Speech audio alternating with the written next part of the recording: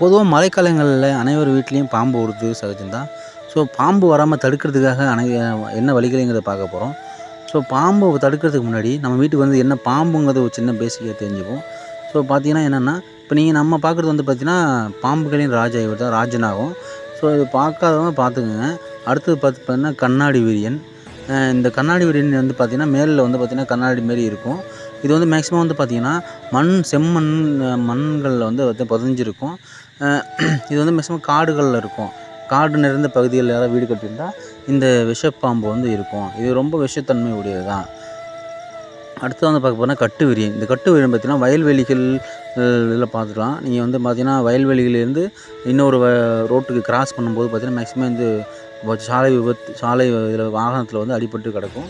So இது என்ன பாம்புன்னு தெரியாததுன்னு தெரிஞ்சுங்க.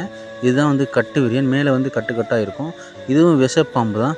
ஸோ இது தவிர வந்து பார்த்தீங்கன்னா வந்து சாரை பாம்பு, நல்ல பாம்பு, கொம்பேரி மூக்கன், அது மட்டும் ஏகப்பட்ட பாம்பு வகைகள் இருக்குது.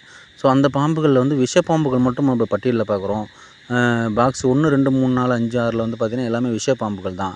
ஸோ அந்த விஷப்பாம்புகள் பார்த்த பிறகு என்னென்னா, வீட்டுக்கு வந்திருக்க பாம்பு வந்து மேக்ஸிமம் வந்து நம்ம வீட்டுக்கு வந்து தெரியாத இடத்துல சின்ன ஹோலில் ஏதோ பூந்துட்டுனா அது என்ன பாம்புன்னு தெரியலனா, மேக்ஸிமம் நல்ல பாம்பு வந்து பார்த்திங்கன்னா சத்தமிடும்.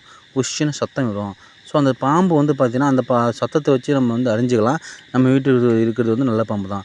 ஸோ இது உடனடியாக வந்து நம்ம தடுக்கிறதுக்கு என்ன வழிகள்னால், ஸோ ஹோலில் வந்து பார்த்திங்கன்னா, ஒரு 100 மில்லி ஆயில் எண்ணெய் நல்லெண்ணெய் வந்து எடுத்துக்கிட்டு, அதில் 1 லிட்டர் 2 லிட்டர் தண்ணியை கலந்து அந்த ஹோலில் ஊற்றினாவே போதும். அதோடைய எஃபெக்ட்டில் வந்து பார்த்திங்கன்னா, ஆட்டோமேட்டிக்காகவே வந்து பார்த்திங்கன்னா வந்து உங்களுக்கு பாம்பு வெளில வந்துடும். நீங்கள் அதை வந்து வனத்துறையிலையோ இல்லை தீயணைப்புத்துறையிலையோ ஒப்படைச்சிடலாம். அடுத்து பார்த்திங்கன்னா, வீட்டை சுற்றி கல் உப்பு, மேக்ஸிமம் கல் உப்பு வந்து எவ்வளோ கல் உப்பு போடுறதுன்னு யோசிப்பீங்க. அதாவது பாம்பு அடிக்கடி வந்தால் மட்டுமே இந்த கல் உப்பு போடணும். அது மட்டும் இல்லாமல் கள்ளிச்செடி இதெல்லாம் வந்து பார்த்திங்கன்னா இருந்ததுன்னா பாம்புகள் வராது. ஸோ இதுக்கு என்ன வழினா, இதுக்கெல்லாம் பாம்பு ஒரு வேளை வந்து நீங்கள் மிதிச்சிட்டிங்கன்னா, அதுக்கு ஒரு மருந்து இருக்குது. என்னென்னா, பயப்படக்கூடாதுங்கிற மருந்து தான். ஸோ அந்த மருந்து எடுத்துகிட்டு உடனடியாக நீங்கள் போயிட்டு ஹாஸ்பிட்டலுக்கு எவ்வளோ சீக்கிரமாக குயிக்காக போகிறீங்களோ அந்த அளவுக்கு சீக்கிரமாக வந்து நம்மளை பாதுகாத்துக்கலாம்.